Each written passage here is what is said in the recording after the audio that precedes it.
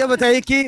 कहा जाता है अति पिछड़ा का वोट को लेकर के है कि वो बीजेपी भी कहती है, वीआईपी भी कर रही है, अति पिछड़ा को लेकर के हम कर रहे हैं। तो इस परिस्थिति में आप अपने वोट बैंक को कितना सुरक्षित रख पाइए? देखिए, अति पिछड़ों के लिए जो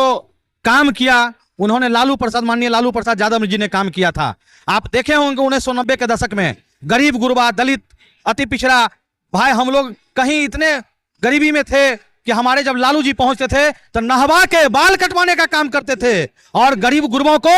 रखने का काम, घर बनवाने का काम लालू जी ने बोलने का अधिकार दिया। वो हमारे जो नए पीढ़ी के लोग हैं, कुछ यूट्यूब पे चला के, कुछ सोशल मीडिया में चला के भड़काने का काम किया, जिसके चलते लेकिन हम लोग घर घर जाकर प्रत्येक घर में जा रहे हैं, प्रत्येक गांव में जा रहे हैं और प्रत्येक जगह जा रहे हैं। आप ये जन सैलाब से पता चल रहा होगा कि ये कोर कमेटी की सिर्फ तैयारी समिति की बैठक है, लेकिन आप देख होंगे कि सारे अति पिछड़ा का बेटा यहां पहुंचा हुआ